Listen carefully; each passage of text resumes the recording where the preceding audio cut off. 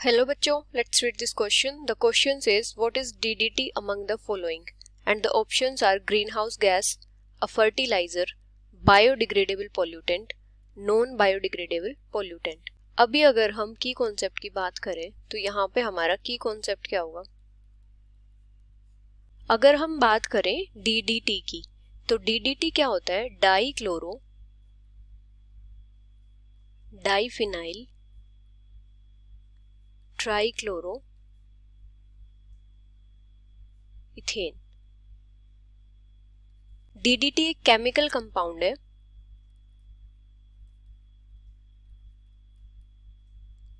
और इसको कहाँ पे यूज किया जाता है? इसको जो क्रॉप्स या फिर फॉरेस्ट्स होते हैं वहां पे स्प्रे किया जाता है मस्कीटो और इंसेक्ट्स को कंट्रोल करने के लिए। Spread on crops and forests to control mosquitoes and other insects। अगर हम DDT का स्ट्रक्चर देखें तो किस टाइप से होता है? इस टाइप से इसका स्ट्रक्चर होता है। यहाँ पे हमारे पास दो फिनाइल रिंग्स होती है, यहाँ पे दो क्लोराइड ग्रुप होते हैं और यहाँ पे हमारे पास होता है हाइड्रोजन और यहाँ पे कार्बन पे हमारे पास 3 क्लोरीन ग्रुप्स होते हैं। इस टाइप से होता है DDT का स्ट्रक्चर। और ये जो DDT होता है ये क्या होता है? एक ऑर्गेनिक पोल्यूटेंट है। Organic pollutant. जो DDT होता है ये क्या होता है? ये नॉन बायोडिग्रेडेबल सब्सटेंस होता है। नॉन बायोडिग्रेडेबल मतलब क्या होता है कि मतलब ये जो सिंपलर सब्सटेंसेस होते हैं जिनका डिकम्पोजिशन हो जाता है इजीली, उनमें ब्रेक डाउन नहीं होता और ना ही ये खुद डिकम्पोज होता है।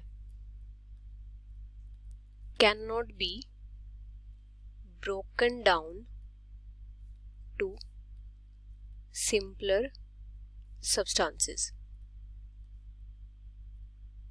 और अगर हाई टेम्परेचर पे DDT का ब्रेकडाउन भी होता है तो जो इसके कॉन्स्टिट्यूएंट्स होते हैं, जो इसके मेटाबोलाइट्स होते हैं, वो क्या होते हैं? DDE and DDD। और ये दोनों भी क्या होते हैं? इनकी भी जो केमिकल प्रॉपर्टीज होती हैं वो सिमिलर होती हैं DDT के। मतलब ये भी क्या होते हैं? ये भी हार्मफुल होते हैं और ये क्या होते हैं? ये भी नॉन बायोडिग्रेडेबल होते हैं, जिसकी वजह से क्या होता है? जो DDT है वो नॉन बायोडिग्रेडेबल पोल्यूटेंट है। इसके जो पोल्यूटेंट्स होते हैं DDE एंड DDD, ये क्या होते हैं? Dichloro diphenyl dichloro ethylene. और DDD क्या होता है? डाईक्लोरो डाईफिनाइल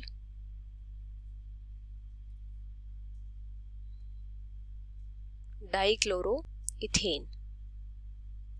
और ये दोनों भी क्या होते हैं? ये दोनों भी नॉन बायोडिग्रेडेबल होते हैं।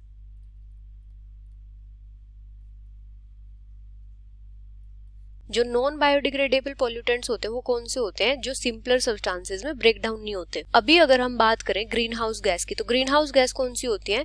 जो गैसेस इंफ्रारेड रेडिएशन को एब्जॉर्ब करके ग्रीन हाउस इफेक्ट में कंट्रीब्यूट करती है उनको क्या बोलते हैं? Green house gases. और ये कौन सी होती है? जैसे carbon dioxide, methane etcetera. Fertilisers क्या होते हैं? वो केमिकल या नेचुरल सब्सटेंसेस जिनको सोइल में ऐड किया जाता है सोइल की फर्टिलिटी को इंक्रीज करने के लिए, वो क्या होते हैं? फर्टिलाइजर्स होते हैं। और ये फर्टिलाइजर्स कैसे होते हैं? जैसे नेचुरल भी होते हैं या फिर जो केमिकल होते हैं जैसे ऑर्गेनिक इनऑर्गेनिक, इस टाइप से। अगर हम नेचुरल फर्टिलाइजर की बात करें तो नेचुरल फर्टिलाइजर कौन सा होता है? जैसे लाइव स्टॉक मैन्योर।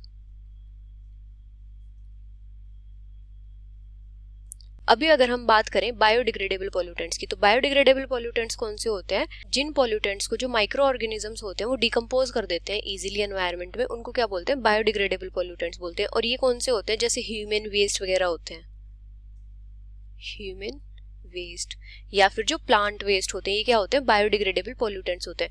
अभी अगर हम बात करें नॉन बायोडिग्रेडेबल पोल्यूटेंट्स की, तो नॉन बायोडिग्रेडेबल पोल्यूटेंट्स कौन से होते हैं, जो पोल्यूटेंट सिंपल सब्सटेंसेस में ब्रेक डाउन नहीं होते या फिर जिनका डिकम्पोजिशन इजीली नहीं होता या फिर होता ही नहीं है, वो कौन से होते हैं, वो नॉन बायोडिग्रेडेबल पोल्यूटेंट्स होते हैं। अभी अगर हम बात करें डीडीटी की, तो डीडीटी क्या है, डीडीटी एक नॉन बायोडिग्रेडेबल पोल्यूटेंट है। So the final answer is non biodegradable pollutant, which is option D.